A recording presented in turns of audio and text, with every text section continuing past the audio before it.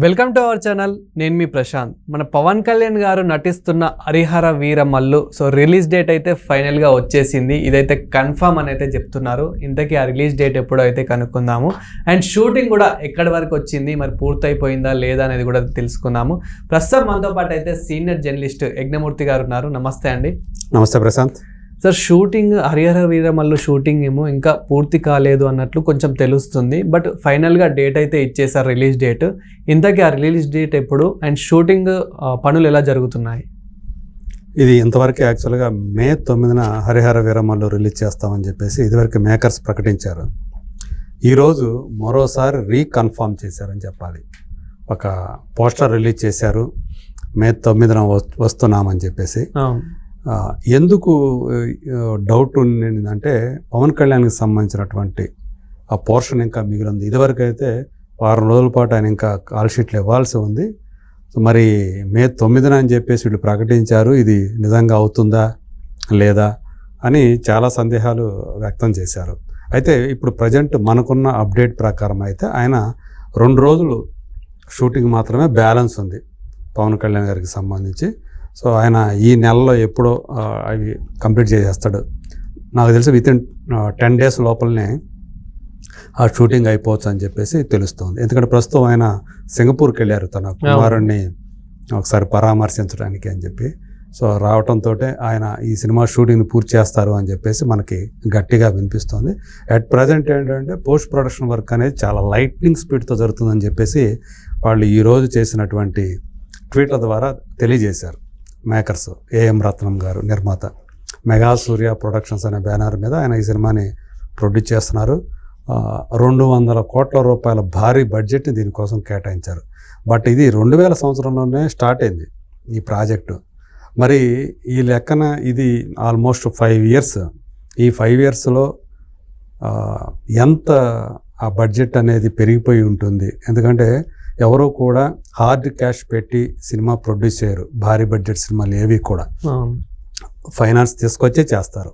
So మరి ఆ finance తీసుకొస్తే మామూలు బ్యాంకులు ఇచ్చే రేట్ల కంటే కూడా ఎక్కువ వడ్డీకి తీసుకొస్తారు వీళ్ళు. ఖచ్చితంగా ఆ వడ్డీలు ఏ స్థాయికి వెళ్ళి ఉంటాయి అంటే మరి దాన్ని బట్టే ఊహించుకోవచ్చు మనం. సో దాంతో కలిపి 200 అనుకోవాలా, లేకపోతే 200 బడ్జెట్కి 200 కోట్ల బడ్జెట్కి అదనంగా ఇప్పుడు ఈ ఫైనాన్స్ ద్వారా తెచ్చినటువంటి ఇంట్రెస్ట్ క్యాలిక్యులేట్ చేసి ఇంకా పెరిగిపోద్ది కదా అనేటువంటి ఈ సందేహాలు అయితే ఉన్నాయి. అయితే ఒక పక్క రికార్డింగ్, మరో పక్క డబ్బింగ్, అలాగే విఎఫ్ఎక్స్ వర్క్. అదే సార్, అంటే ఇప్పుడు మన పవన్ కళ్యాణ్ గారి పాత్ర ఏదైతే ఉందో అది ఒక్కటి పక్కన పెడితే కనుక మిగతా వాళ్ళ పాత్ర కానివ్వండి, అదేవిధంగా ఎవరి వర్క్, టెక్నీషియన్స్ వర్క్ కానివ్వండి, మీరు అన్నట్టు డబ్బింగ్ కానివ్వండి, సో ఇవన్నీ పూర్తయిపోయినట్లేనా? జరుగుతూ ఉన్నాయి, అంటే ఫైనల్ స్టేజ్లో ఉన్నాయి. ఇప్పటి వరకు ఏదైతే షూట్ చేశారో ఆ షూటింగ్కి సంబంధించినటువంటి ఎడిటింగ్ వర్క్ అంతా కంప్లీట్ అయిపోయింది. కీరవాణి గారి సారథ్యంలో ఇప్పుడు రికార్డింగ్ వర్క్ జరుగుతుంది అట్ ప్రజెంట్. సో బాబీ డియోల్ది ఒక వారం 10 రోజుల క్రితమే ఆయన కూడా ఫినిష్ చేశారు. ఏది అంటే పవన్ కళ్యాణ్ గారి కాంబినేషన్ లేనటువంటి సీన్లు మొత్తం కూడా ఇప్పుడు ఫినిష్ అయిపోయినాయి. సో ఈయన 2 రోజులు కాల్ షీట్లు ఇస్తే ఆయనకి సంబంధించినట్టు వర్క్ అది కూడా పూర్తి చేయడానికి నిర్మాతలు అన్ని ఏర్పాట్లు చేశారు. అందు గురించి అంత కాన్ఫిడెంట్గా వాళ్ళు మే 9న వస్తున్నామని చెప్పేసి మరోసారి స్పష్టం చేశారు ఈరోజు రిలీజ్ చేసినటువంటి ఆ పోస్టర్ ద్వారా, అలాగే ఆ ట్వీట్ ద్వారా. సో చాలా కాన్ఫిడెంట్గా చెప్పారు. ఒక ఎపిక్గా ఈ సినిమా మన ముందుకు రాబోతూ ఉందని చెప్పేసి. కాకపోతే ఏంటంటే ఇది 2000లో బిగిన్ చేసినప్పుడు దాని టార్గెట్ 2022. 2022లో ఈ సినిమాని తీసుకొస్తామని చెప్పారు. ఆ సంవత్సరం 2 సార్లు డేట్లు మారింది. ఆ తర్వాత 2024కి వచ్చింది. ఆ తర్వాత మళ్ళీ 2025 మార్చి అన్నారు. అంటే యాక్చువల్గా మనం మార్చిలో రావాల్సింది ఈ సినిమా, బట్ అది కూడా ఆగిపోయి ఇప్పుడు మే 9న అని చెప్పేసి సో మళ్ళీ కన్ఫామ్ చేశారు.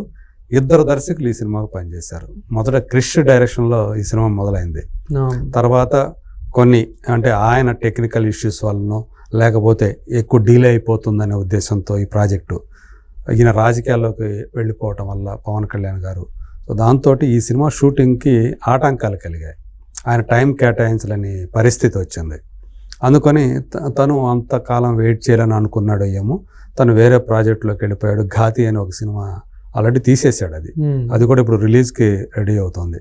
సో దాంతో ఆయన అంటే 60% ఆఫ్ ద షూట్ పూర్తి చేశాడు ఆయన సినిమా సంబంధించి. మిగతా 40% ఏదైతే ఉందో అది రత్నం గారి కుమారుడైనటువంటి ఆ ప్రొడ్యూసర్ కుమారుడు జ్యోతికృష్ణ. తను ఇదివరకు కొన్ని సినిమాలు ఆల్రెడీ చేసి ఉన్నాడు. ఈవెన్ గోపీచంద్ని కూడా ఆయన డైరెక్ట్ చేశాడు. సో ఆయన మిగతాదంతా కూడా పూర్తి చేసుకుంటూ వచ్చాడు. ఇంకా అలాగే ఈయన క్యారెక్టర్ సంబంధించి కూడా, పవన్ కళ్యాణ్ క్యారెక్టర్ సంబంధించి కూడా చాలా ఆసక్తికరంగా ఎదురు చూస్తున్నారు ఎలా కనిపిస్తారు ఆయన. ఎందుకంటే ఇది ఒక పీరియడ్ డ్రామాగా, యాక్షన్ డ్రామాగా మనం ముందుకు రాబోతుంది.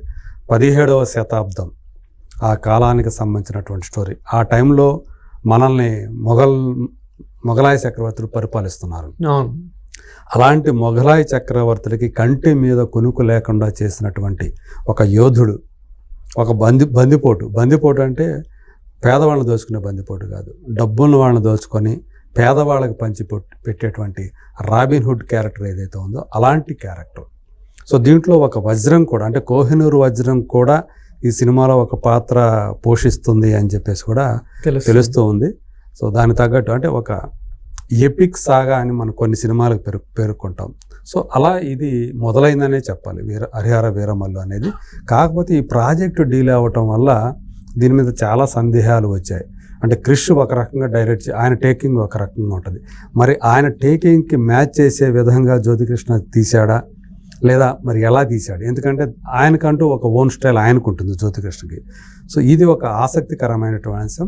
అలాగే పోరాట సన్నివేశాలు కూడా చాలా అంటే మనకు తెలుసు ఏం రత్నం అంటే చాలు ఆయన నిర్మాణ విలువలకి ఎంత ప్రాధాన్యత ఇస్తాడో ఖచ్చితంగా అంత లావిష్గా, అంత గ్రాండియర్గా ఇందులో ఉన్నటువంటి విజువల్స్, అందులోనూ యాక్షన్ ఎపిసోడ్ కనిపిస్తాయి.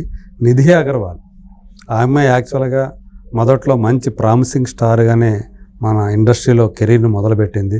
తర్వాత ఆశించిన అవకాశాలు రాలేదు. ఇప్పుడు ఆమె హోప్స్ అన్నీ కూడా హరిహర వీరమల్లు మీద ఉన్నాయి. ఎందుకంటే ఆమెకి స్టార్ హీరోలు ఎవరో కూడా అవకాశాలు ఇవ్వట్ల. అలాంటిది ఒక పవర్ స్టార్ పక్కన ఆమె హీరోయిన్గా చేయటం. ఆ పాట ఈ మధ్య ఒకటి వచ్చింది. ఆ పాటలో చాలా బాగా ఉంది ఆ అమ్మాయి లుక్ అయితే, ఒక యువరాణి ప్రిన్సెస్ గెటప్లో. సో అలాగే ఎంఎం కీరవాణి గారి సంగీతం. సో ఆస్కార్ విజేత కాబట్టి ఆయనకి డైరెక్టర్లు ఎలా ఇద్దరు పని చేశారో సినిమాటోగ్రాఫర్లు కూడా ఇద్దరు పని చేశారు. అండ్ బాబీ డియోల్ వల్ల కూడా ఇది సినిమాకి చాలా బేస్ అవుతుందని కూడా మనం అనుకోవచ్చు. ఎందుకంటే మనకి హీరో ఎంతనో విలన్ కూడా అంత పోటీ ఉంటేనే మనకి చాలా బాగుంటుంది. అవును, పైగా యానిమల్ సినిమాతోటి ఆయన విలన్గా ఎంత పేరు తెచ్చుకున్నాడో మనం చూడక. అంటే అత్యంత క్రూరమైన విలన్గా. సో ఈ సినిమాలో కూడా అలాంటి ఒక క్రూరమైన విలన్గా ఆయన కనిపించబోతున్నారు. సత్యరాజు ఒక కీలక పాత్రలో కనిపిస్తారు. సో ఆయన మరి ఏంటి, తండ్రి క్యారెక్టర్ చేశారా పవన్ కళ్యాణ్ గారికి, లేదా ఇంకేదైనా క్యారెక్టర్ చేశారా, అవన్నీ తెలియాల్సి ఉంది. సునీల్ లాంటి వాళ్ళు. సో జిషు సేన్ గుప్తా కూడా బెంగాలీ యాక్టర్ అయినటువంటి జిషు సేన్ గుప్తా కూడా ఉన్నారంటున్నారు. అలాగే నర్గీస్ ఫక్రీ, నోరా ఫతేహి లాంటి ఐటమ్ సాంగ్స్ స్పెషలిస్ట్ తారలు కూడా ఇందులో ఉన్నారు. సో వాళ్ళకి సంబంధించినటువంటి అంటే డ్యాన్సులు ఇవన్నీ కూడా ఉంటాయి. వాళ్ళిద్దరు కూడా కలిసి వేసారా లేకపోతే విడివిడిగా వాళ్ళకి ఏమైనా సాంగ్ పెట్టారా, ఇవన్నీ చూడాల్సి ఉంది. అట్లా నిజంగా చెప్పాలంటే ఒక సినిమా కనుక వీళ్ళు అనుకున్నట్టుగా తీస్తే కనుక, మొదట్లో ఏదైతే అనుకున్నారో ఖచ్చితంగా ఎంత డీలే అయినప్పటికీ కూడా ప్రొడక్షన్లో మన ముందుకు వచ్చేటప్పుడు ఎలా ఉన్నదనేదే మనకు కావాలి. సో ఇలా గతంలో కొన్ని ఇలా డీలే అయ్యి సూపర్ డూపర్ హిట్ అయిన సినిమాలు కొన్ని ఉన్నాయి. సో ఆ కోవలనే హరిహర వీరమల్లు చేరుతుందని చెప్పేసి మనం ఆశిద్దాము. అలాగే ఆయన రాజకీయాల్లోకి వెళ్ళిన తర్వాత ఈ మధ్య కాలంలో, సో ఆయన ఉప ముఖ్యమంత్రి అయిన తర్వాత వస్తున్నటువంటి మొట్టమొదటి సినిమా కాబట్టి పవన్ కళ్యాణ్ గారికి ఈ సినిమా మీద సో ఆ అంచనాలు కూడా, ఆ యాంటిసిపేషన్స్, ఆ ఎక్స్పెక్టేషన్స్ కూడా అదే రీతిలో ఉన్నాయి. ఖచ్చితంగా ఇది మే 9న ఒక బ్లాస్ట్ అవుతుందనే పవన్ కళ్యాణ్ అభిమానుల ఆ నమ్మకం, ఆశలు ఏవైతే ఉన్నాయో అవి నిజమవుతాయా లేదా, let us wait and see. Thank you sir. Thank you.